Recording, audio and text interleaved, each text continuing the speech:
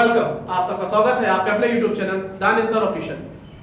जैसा कि आप लोगों को पिछले लेक्चर में बताया गया था कि आप लोग का अगले लेक्चर से चैप्टर स्टैटिस्टिक्स हम लोग शुरू करने वाले हैं। क्लास 9 में आप लोगों ने स्टैटिस्टिक्स के बारे में चैप्टर पढ़ा होगा कि मीन क्या होता है, मीडियन क्या होता है, मोड क्या होता है। लेकिन क्लास 9 की स्टैटिस्टिक्स और 10th स्टैटिस्टिक्स में बेसिकली बहुत सबसे जो बेसिक फर्क है कि आप लोगों ने जो 9th पढ़ा था वो mean, median, mode of ungrouped data था।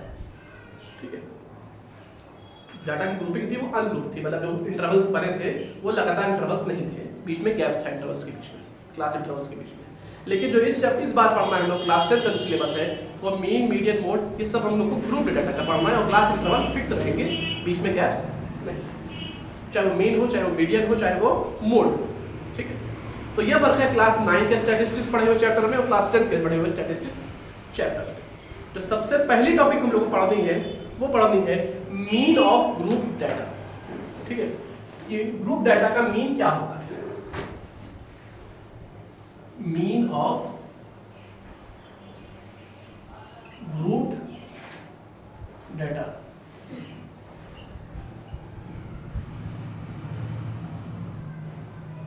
Mean of group data. अब जैसे जानते हो कि आप लोग को उस मीन से मैं चीजें याद दिलाता हूं कि एवरेज क्या होता है। मैंने 9 का पढ़ाया होगा, ध्यान में आप लोगों को होगा कि टीचर्स ने आप लोगों को, तो 9 में जो एवरेज एक चैप्टर पढ़ते हैं हम लोग पहले से पढ़ते आ रहे हैं, वो एवरेज क्या होता है। जैसे आप लोग को 3 नंबर दे दिए गए हैं, ठीक है, सपोज करिए 3 नंबर है 2, 3, 4, इनका को एवरेज निकालना हो तो एवरेज कैसे निकालेंगे आप? 2 + 3 + 4 और नंबर ऑफ कितने हैं 3, 4 3 7 7 + 2 9 9/3 और आंसर 3 हो गया। यानी 2 3 4 का एवरेज कितना है 3। और इसी तरीके से सेम मेथड हम लोग अप्लाई करते हैं मीन के ऊपर। ठीक है, तो हमारा मीन जो हाँ एक चीज और, अगर हम लोग मीन का जो वो होता है सिंबल, तो वो आप लोग का हम लोग डिनोट करते हैं ये सिंबल होता है x और उसके ऊपर एक बड़ा सा बार होता है। ठीक है, तो अगर सपोज कर लीजिए कि आपके पास n नंबर ऑफ ऑब्जर्वेशंस है, मतलब n number of observation n observations है।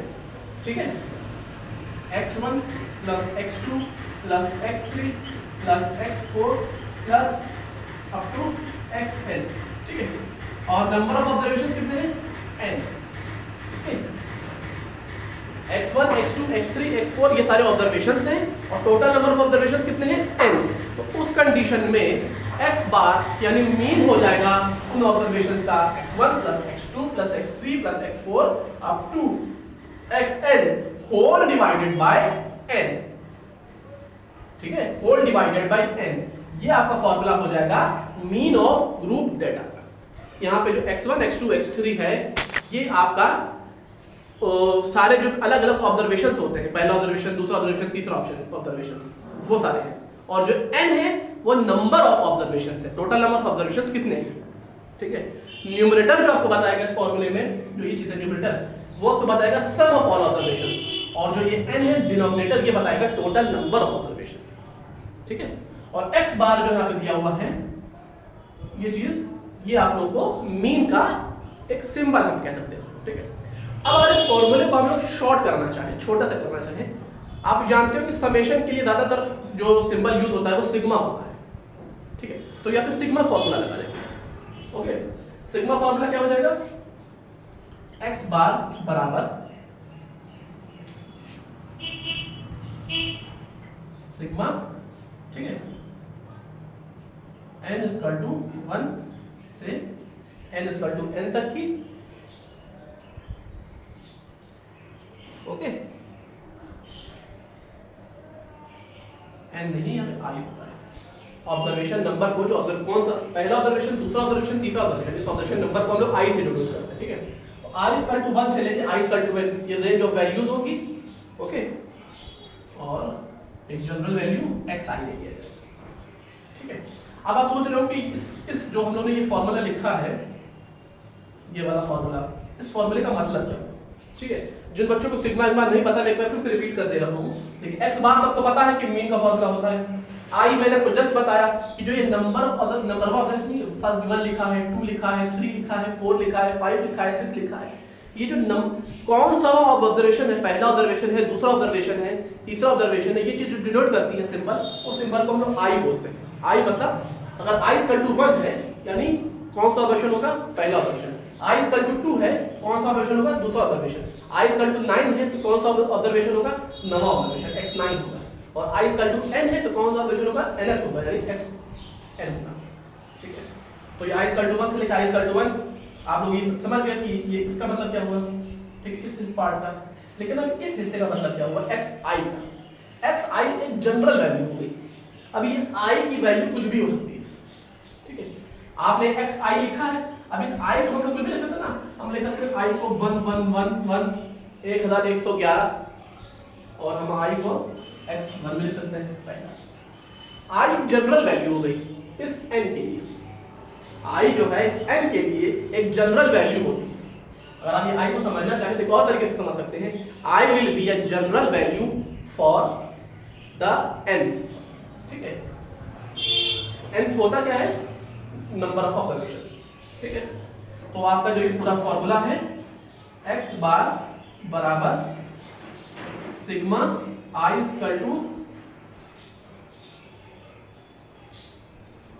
1 से लेकर के n xi। ठीक है, ये आपका फॉर्मूला होता है। ओके, जल्दी से इसको नोट करिए, मीन ऑफ लूप डेटा को। इसके बाद जो हम लोग अगली चीज पढ़ने वाले हैं, अब हम लोग पढ़ेंगे कि मीन निकालने के अलग अलग मेथड्स होते हैं। पहले तो हम लोग नाम पढ़ेंगे और नाम के बाद तक एक एक मेथड को हम लोग विजुलाइज करेंगे, कैसे कैसे वो सॉल्व होते हैं। हर मेथड स्टार्ट होगा, फिर उस मेथड के क्वेश्चंस लगेंगे, फिर सेकंड मेथड पे जाएंगे, फिर उसके क्वेश्चन लगेंगे, फिर थर्ड मेथड पे जाएंगे, उसके क्वेश्चन लगेंगे। इस तरह से करते करते फिर हम लोग मीन के बाद मीडियन पे आएंगे, मीडियन के बाद मोड पे आएंगे। ठीक है, इसमें जो सबसे इंटरेस्टिंग पार्ट होता है वो आप लोगों का जो तीसरा मेथड है स्टेप डिविएशन, उससे अक्सर क्वेश्चन आ जाते हैं और अक्सर बच्चे उसमें फंसते भी हैं, स्टेप डिविएशन मेथड में। ठीक है, जैसा कि आप लोग जानते हो कि सीबीएसई बोर्ड का 10th का तो रिजल्ट आ चुका है, तो जिन बच्चों के रिजल्ट आए हैं उन लोगों को बहुत बहुत कांग्रेचुलेशंस। आप लोग तैयारी अच्छे से करिए, और आप लोग के कुछ परसेंटेज कम आए हैं तो उससे निराश होने की कोई ज़रूरत नहीं है। अभी भी आपके पास दूसरे बोर्ड का मौका है, बोर्ड नंबर 2 का, उस पर अच्छे नंबर ला करके आप लोग अपने परसेंटेज को सुधार सकते हैं। ठीक है, जल्दी से इसको नोट करिए। एक्स बार तो जानते हैं क्या होता है, मीन होता है।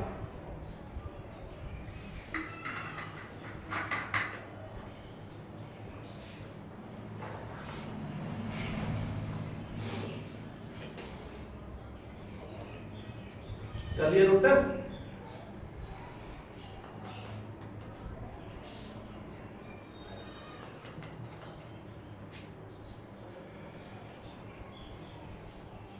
यहाँ पे सिग्मा समेशन का साइन होता है, आई मतलब एक जनरल वैल्यू होती है एक्स की। ठीक है, और आई इक्वल टू 1 से लेके आई इक्वल टू n मतलब हुआ रेंज ऑफ वैल्यूज।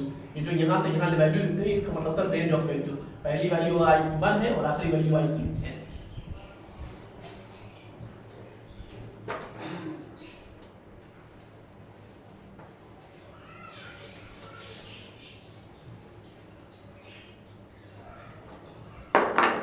अगली जो चीज हम लोग को पढ़नी है वो मेथड्स होते हैं मीन निकालने के।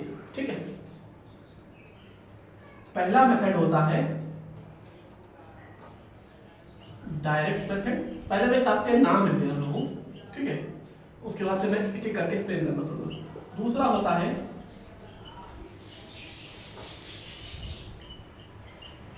शॉर्टकट मेथड, ठीक है, और तीसरा most important method other than direct method वो आपका होता है स्टेप डिविएशन। अब डिविएशन का मतलब क्या होता है, ये जब मैं मेथड बताऊंगा तब आपको डिटेल में समझूंगा, तब तक आप लोग दिमाग अपना लगाते रहिए कि क्या मतलब हो सकता है डिविएशन का।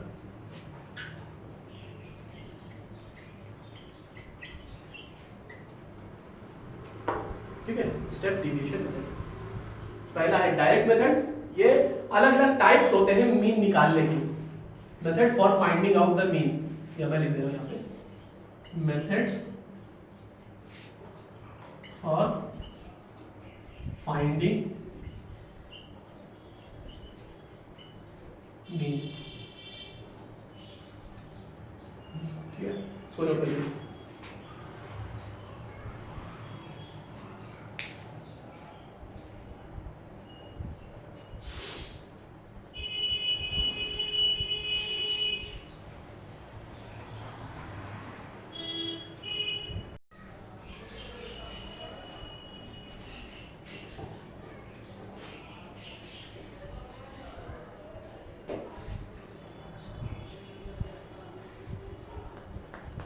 It's for finding out the mean. पहला मेथड डायरेक्ट मेथड, दूसरा शॉर्टकट मेथड और तीसरा होता है स्टेप डिविएशन। एक एक मेथड की तरफ हम लोग पढ़ेंगे और फिर मेथड उसके क्वेश्चंस, मेथड उसके क्वेश्चंस, मेथड उसके क्वेश्चन, ठीक है। फिर मैं सारे मेथड एक्सप्लेन करूंगा, फिर क्वेश्चन पे जाऊंगा, तो लंबा वक्त लगेगा। हम लोग को कम समय में ज्यादा से ज्यादा चीजें पढ़नी है।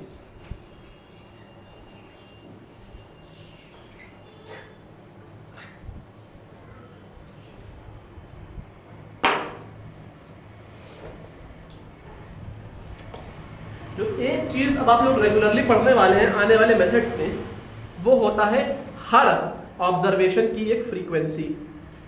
ओके, चलिए पहले हेडिंग लिखिए आप लोग तब तक की, डायरेक्ट मेथड। ओके,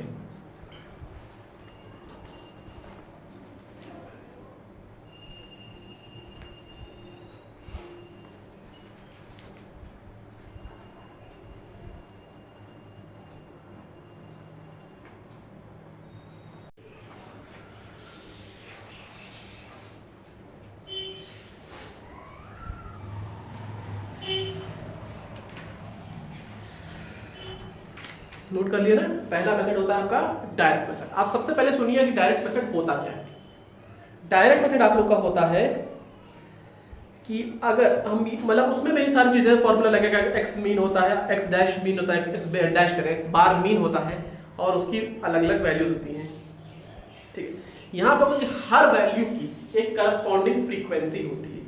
ओके, अब बात आती है फ्रीक्वेंसी होता क्या है। अब जैसे मान लीजिए अगर हम ये कहें कि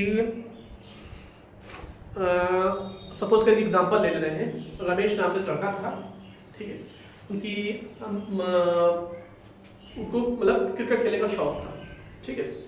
वो हर मैच में इत्तेफाक से वो इंडियन क्रिकेट टीम में शामिल भी हो गए और वो लगातार हर मैच में किसी में 50, किसी में 100, किसी में 80 इस तरह बनाते गए, ठीक है।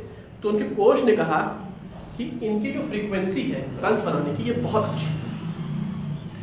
तो किसी दूसरे ने पूछा कि सर इसका फ्रीक्वेंसी का मतलब क्या होता है, ठीक है। तो वहां पे जो फ्रीक्वेंसी का मतलब होगा वही मतलब हम यहाँ इस चैप्टर में लेंगे। वहां पे फ्रीक्वेंसी का मतलब ये था कि लगातार रेगुलर इंटरवल्स पे एक ही स्कोर बार बार रिपीट हो रहा है। मतलब 50 वो बार बार बना रहे हैं, बार बार बना रहे हैं। 51 बनाया उन्होंने, अगले मैच में 71 बनाया, फिर एक दो मैच में फिर 51 बना दिया, फिर एक दो मैच में फिर 71 बना दिया, फिर एक 100 मारी, फिर एक दो मैच में फिर 71 बना दिया। मतलब एक ही स्कोर को बार बार रिपीट कर रहे हैं, ठीक है। वन स्कोर बार बार रिपीट कर रहे हैं। या फिर फ्रीक्वेंसी को दूसरी भाषा अगर हम कहें तो वही स्कोर और बढ़ाते जा रहे हैं। इन शॉर्ट फ्रीक्वेंसी मतलब ये होगा कि किसी कॉमन चीज को, किसी एक वैल्यू को, किसी ऑब्जर्वेशन को कितनी बार रिपीट किया जा रहा है इस पूरे सिस्टम के अंदर, उसको कहते हैं उस पर्टिकुलर ऑब्जर्वेशन या उस पर्टिकुलर वैल्यू की फ्रीक्वेंसी। कितनी बार वो वैल्यू रिपीट हो रही है। अगर एक वैल्यू 10 बार रिपीट हो रही है तो कहा जाएगा उस वैल्यू की जो फ्रीक्वेंसी है वो 10 है। समझे आप लोग फ्रीक्वेंसी होता क्या है, ठीक है। तो हम लोग पहले तो फॉर्मूला लिख देते हैं इसका क्या होता है, फिर हम लोग बढ़ते हैं आगे की तरफ और तब हम लोग पढ़ेंगे एक्चुअली कि क्या होता है, कैसे होता है, ठीक है। एग्जांपल्स क्वेश्चन से हम लोग सॉल्व करना शुरू भी करेंगे। पहले तो फॉर्मूला लिखते हैं हम लोग, जनरल फॉर्मूला, फिर समेशन वाला फॉर्मूला लिखेंगे। जनरल फॉर्मूला जो होता है x बार बराबर f1 x1 plus f2 x2 plus up to आपका fn xn all divided by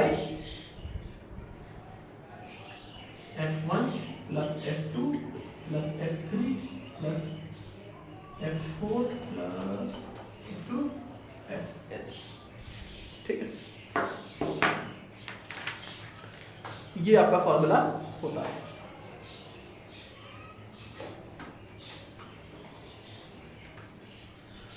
अब हम लोग क्या पढ़ेंगे, अब हम लोग पढ़ेंगे कि क्या आप लोग का जो समेशन वाला फॉर्मूला होता है वो क्या होता है। पहले मैं वो भी लिख दे रहा हूँ, उसके बाद फिर आप लोगों को दोनों फॉर्मूले को बताता हूँ इसमें क्या जो सिंबल्स यूज कर रहे हैं उनका डिनोशन क्या है, वो किस चीज़ को डिनोट कर रहे हैं। ओके, तो दूसरा आपका जो फॉर्मूला है वो आप लोगों का है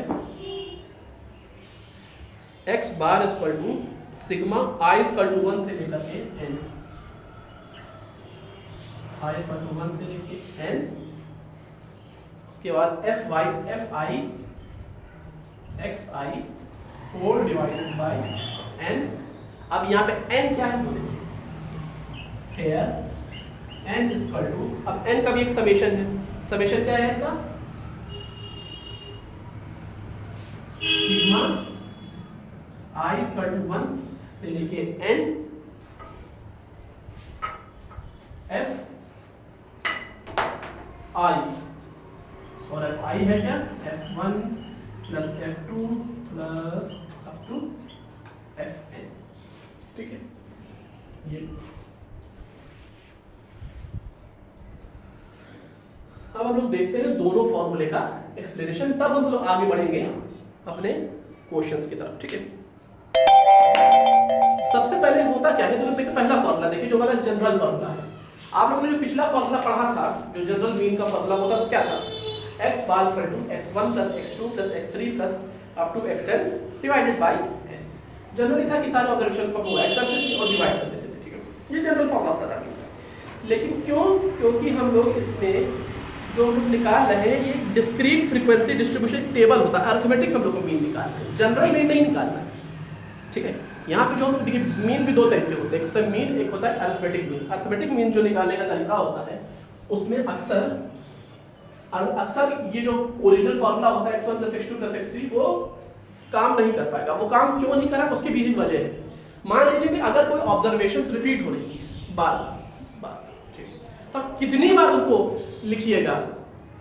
मान लीजिए 100 वैल्यूज हैं और 7 कई बार रिपीट हो रही है, 7 plus 6 plus 4 plus 7 plus 8 plus 9 plus 11 plus 7 plus 8 plus 9 plus 9 plus 9। अब बार बार एक ही वैल्यू रिपीट हो रही है, अब कितनी बार उसको लिखते लिखते क्या कर जाइएगा।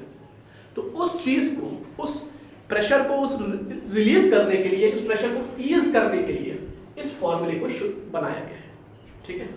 कि अब इस फॉर्मूले की मदद से आप आसानी से सॉल्व कर सकते हैं, वेरी इजी। f मतलब क्या था, मैंने आपको बताया था, हर वैल्यू कितनी बार रिपीट होती है ये बताता है उस वैल्यू की पर्टिकुलर फ्रीक्वेंसी। x का पहले से पता था कि x क्या होता है, कौन सा ऑब्जर्वेशन है, पहला है, दूसरा है, तीसरा है, पांचवा है, छठवां है, 10वां है, 9वां है, 11वां है, क्या है।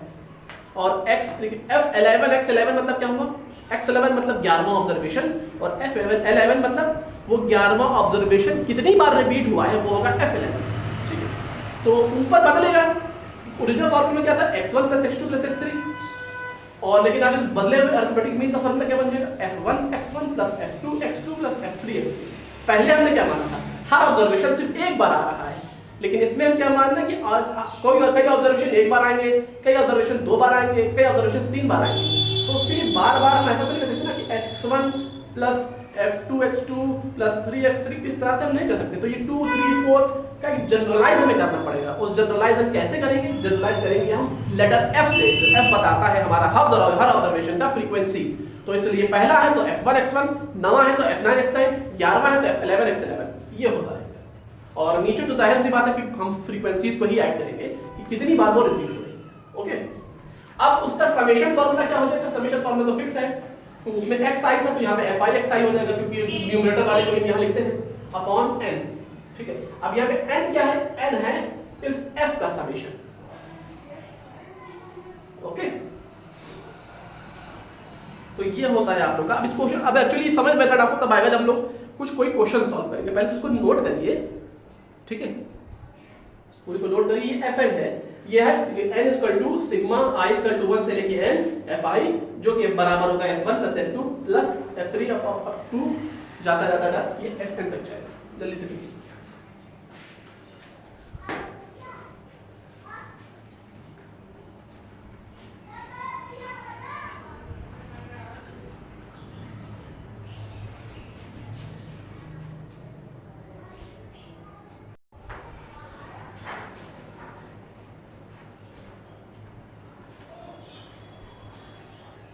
तो जल्दी से करिए आप लोग नोट, तो फिर हम लोग अपना आगे बस बढ़ते हैं, ठीक है।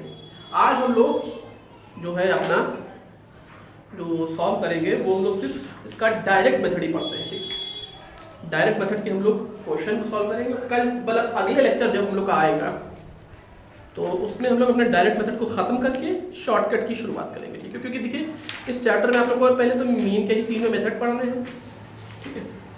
मीन ख़त्म करने के बाद फिर आपको एक कंटिन्यूस फ्रीक्वेंसी डिस्ट्रीब्यूशन टेबल पूरी बनानी होगी, उसकी मीन निकालनी होगी, वो जब ख़त्म होगा उसके बाद आप लोग मीडियन की तरफ बढ़ेंगे। मीडियन जब ख़त्म होगा तो basically this chapter will take a longer time than surface area equality, क्योंकि इसके बाद जो चैप्टर आप लोग का बच रहा है वो सिर्फ कंस्ट्रक्शन बच रहा है। कंस्ट्रक्शन आप जानते हैं कि पढ़ाना पाना थोड़ा बहुत मुश्किल पड़ जाएगा, क्योंकि व्हाइट बोर्ड पे आप लोगों को कंस्ट्रक्शन बताया कैसे जाएगा, चौक तो उस पर चलेगा नहीं, और मार्कर से कंस्ट्रक्शन बताना, वो सारे डायग्राम्स बनाना, सब चीज़ करना वो इम्पॉसिबल है। तो वो आप लोग खुद से पढ़ लीजिएगा, डाउट्स होंगे तो पूछिएगा।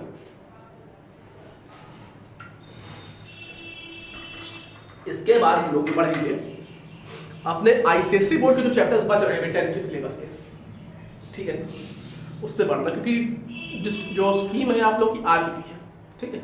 चाहे वो आईसीएसई हो, चाहे वो सीबीएसई हो, चाहे वो इवन यूपी बोर्ड ही क्यों ना हो, ठीक है।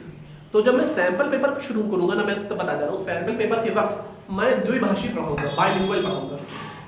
बाइलिंगुअल पढ़ाना नहीं, बाइलिंगुअल लिखाऊंगा भी, ठीक है, ताकि यूपी बोर्ड वाले बच्चे भी अगर उस चैप्टर के हों उनके सिलेबस में तो वो लोग भी पढ़ ले, समझ ले, बोर्ड पे देख करके सुन। बताता हूँ मैं दोनों भाषा में हूँ, लेकिन लिखते टाइम भी दोनों भाषाओं में होना चाहिए, ओके।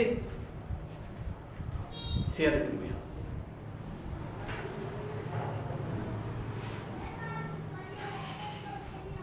नोट्स आप इसको कर ही जाओगे।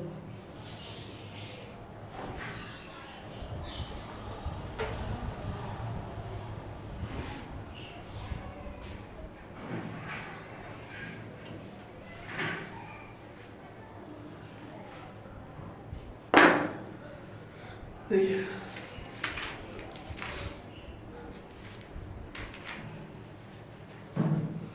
अब हम लोग करते हैं, ये बुक आप लोग की कौन सी है, आर.डी. शर्मा, एक्सरसाइज 7.1 का क्वेश्चन नंबर 1 हम लोग सॉल्व करते हैं, ठीक है।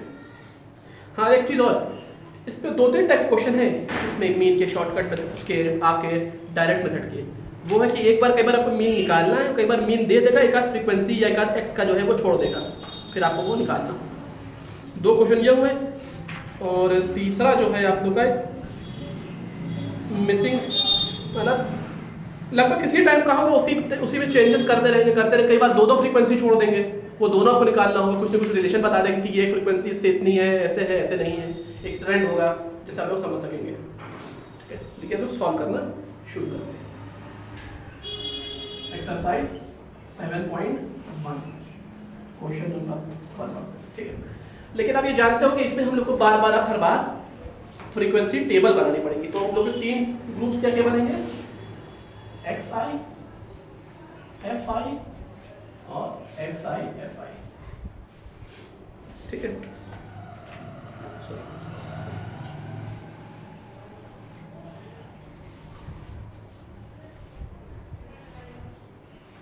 FI, XI, okay.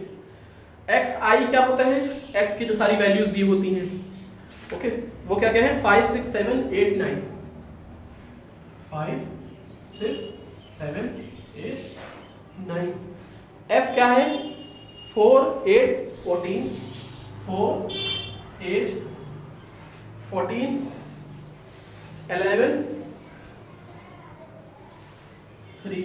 और FI XI क्या होता है, दोनों का मल्टीप्लिकेशन, 5 4 जा 20, 8 6 जा 48, 14 7 जा 98, 11 8 जा 88, 9 3 जा 27, ओके। तो पहले तो उसको एक टेबुलर फॉर्म में बदलते हैं, ताकि थोड़ा सा देखने में सही लगे।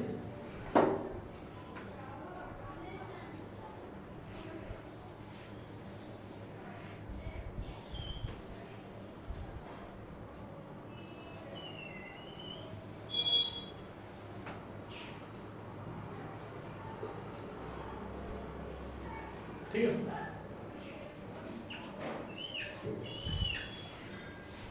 ये आपने XI बनाया, 5 6 7 8 9, फ्रीक्वेंसीज उनकी कितनी थी, 5 की 4 थी फ्रीक्वेंसी, 6 की 8 थी फ्रीक्वेंसी, 7 की 14 थी, 8 की 11 थी, 9 की 3 थी। अब हम क्या निकालेंगे, XI और 5 लिखने के बाद हम लोग निकालेंगे FI XI। FI XI क्या होता है, X और F को दोनों को मल्टीप्लाई कर लेते हैं, ठीक है। तो 5 ये सारी कर सकते हैं, ये सारी एफ आई एक्स आई की भी वैल्यूज हो गई। जैसे टेबल नोट करें, इसके बाद हम लोग फॉर्मूला अपना लिखते हैं। और हाँ एक चीज़ और, अब यहाँ पे जो हम लोग फॉर्मूला यूज करेंगे ना निकालने के लिए, चाहे वो किसी भी मेथड का हो, ज़्यादातर जनरली डायरेक्ट मेथड के अंतर्गत हम लोग समेशन वाला फॉर्मूला यूज करेंगे, वो x1 + x2 + x3 वाला फॉर्मूला यूज नहीं करेंगे, वो बहुत लंबा जाएगा। कैसे आप लिखिएगा बार बार चीज़ें, ठीक है। एफ आई एक्स आई वाला फॉर्मूला नहीं लिखेंगे तो direct sigma F I x i लिख देंगे।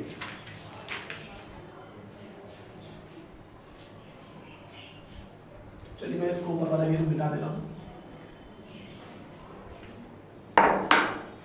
ये देखिए एक चीज थी आप लोगों को, मैं इस क्वेश्चन में तो ये चीज आ गई, लेकिन अगले से मैं ध्यान रखूंगा। इसी एफ आई के नीचे यहाँ पे एक सम लिखेंगे, फिर इस एफ आई का भी हम लोग को सम निकालना होगा, ठीक है। सिग्मा एफ आई जो कि एन से डिनोट होता है, एन आपका होता है सिग्मा एफ आई, वो कितना है 4 8 12 12 4 4 8 12 12 14 26 26 और 11 होता है 37 37 और 3 होता है 40। और फिर आपका सिग्मा एफ आई एक्स आई वो भी निकालना होगा, सिग्मा एफ आई एक्स आई वो कितना होगा 20 और 48 68 68 और 98 आपका हो जाएगा 166 166 और आपका ये हो जाएगा 193 193 और ये आपका हो जाएगा 281, ठीक है 281 ही होता है, चेक करें 8 8 8 16 16 8 24 27 24 और 7 31 1 3 3 2 5 5 4 9 9 9 18 18 26 26 और 2 2 281, ठीक है। तो ये हो जाएगा आपका 281 और आपकी वैल्यू कितनी हो जाएगी अब, तो अब आपको क्या निकालना होगा, अब आपको मीन निकालना है। मीन क्या होता है x बार होता क्या है sigma F I x I whole divided by sigma F I. तो sigma F I x I कितना आया है,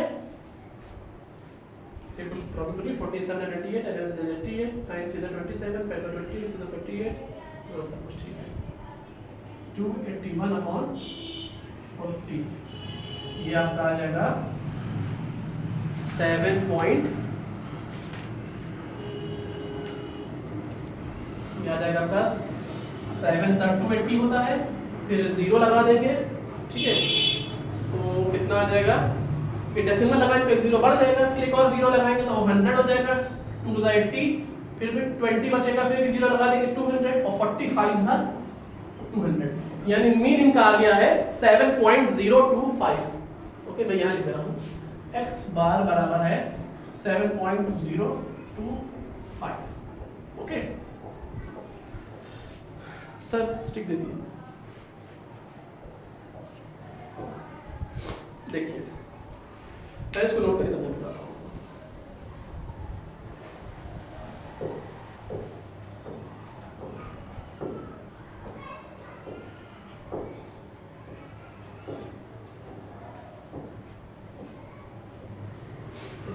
इस क्वेश्चन के साथ हम लोग आज का लेक्चर खत्म करेंगे, ठीक है।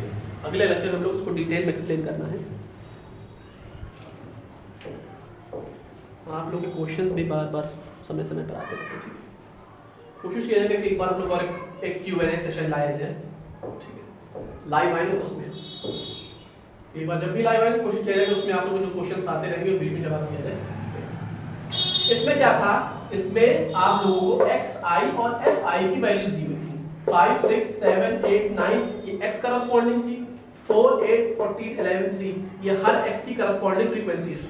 अब इन दोनों की मदद से हम fi xi निकालेंगे मल्टीप्लाई करके, इसका इससे ये, इसका इससे ये और इसका इससे ये, ठीक है।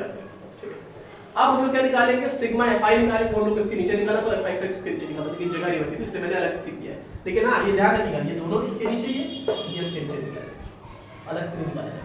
तो सिग्मा fi कितना है 40, सब लोग ऐड करिए 40 आ जाएगा। सिग्मा fi xi कितना है 281, इन सबको ऐड करिए 281 आ जाएगा। अब सिग्मा वो कितना निकालेंगे x बार यानी मीन होता है sigma fi xi upon sigma fi।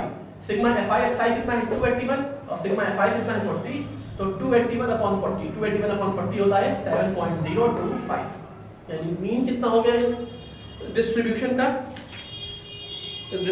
Mean हो जाएगा 7.025। ठीक है, सिंपल सा था। आप लोग की जो x की करस्पॉन्डिंग वैल्यू दी हुई थी 5 6 7 8 9, x की फ्रीक्वेंसी 4 थी, 6 की फ्रीक्वेंसी 8 थी, 7 की फ्रीक्वेंसी 14 थी, 8 की फ्रीक्वेंसी 11 थी, 9 की फ्रीक्वेंसी 3 थी। 7 की फ्रीक्वेंसी 14 मतलब 7 जो था वो 14 बार रिपीट हुआ है। ठीक है, इसका मतलब ये होता है। अब हम लोग क्या लिखेंगे, तीसरी टेबल में क्या लिखेंगे, FIXI। FIXI मतलब इसका इससे मल्टीप्लाई, इसका इससे मल्टीप्लाई, इसका इससे, इसका इससे, इसका इससे मल्टीप्लाई, सारे आंसर्स करस्पॉन्डिंग आ गए। उसके बाद आप सिग्मा FI भी निकालेंगे और सिग्मा FIXI भी निकालेंगे। फिर सिग्मा FIXI को सिग्मा FI से डिवाइड करेंगे, जो आंसर मिलेगा वही हमारा इस पूरे डिस्ट्रीब्यूशन का मीन होगा। वो कितना आया है, x बार बराबर 7.025। ओके, चलो डू इट फास्ट।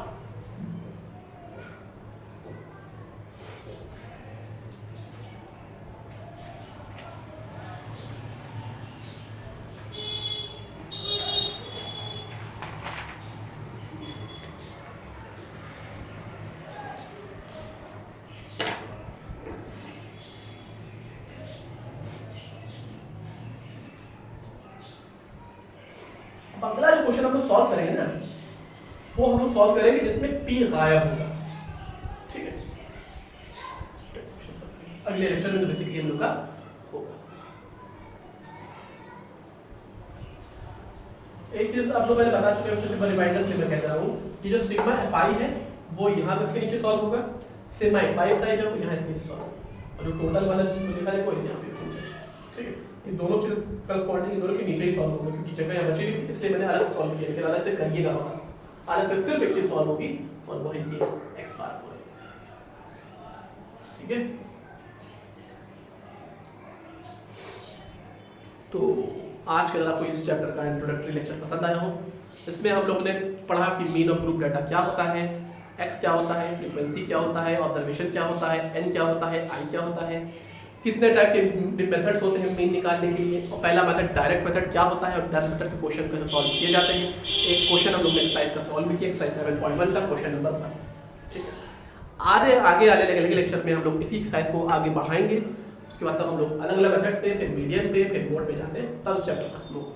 ठीक है, तो अगर आपको आज का लेक्चर पसंद आया हो बाकी सभी लेक्चर की तरह, तो उस लेक्चर को चैनल को सब्सक्राइब करना मत भूलिएगा, वीडियो को लाइक कर दीजिएगा, और पिछले चैप्टर्स की तरह आपको जो सरफेस एरिया वॉल्यूम खत्म हो चुका है उसका भी पूरा लिंक चैप्टर का मिल जाएगा। उस लिंक में जाइएगा, आपको सभी वीडियोस के लिंक मिल जाएंगे, वहाँ से जाकर के फिर से सब वीडियोस को देखिए, नहीं समझ में आएगा दोबारा आप उसको पूछिएगा। ठीक है, तो अगर वीडियो अच्छा लगा हो तो एक लाइक जरूर कर दीजिएगा।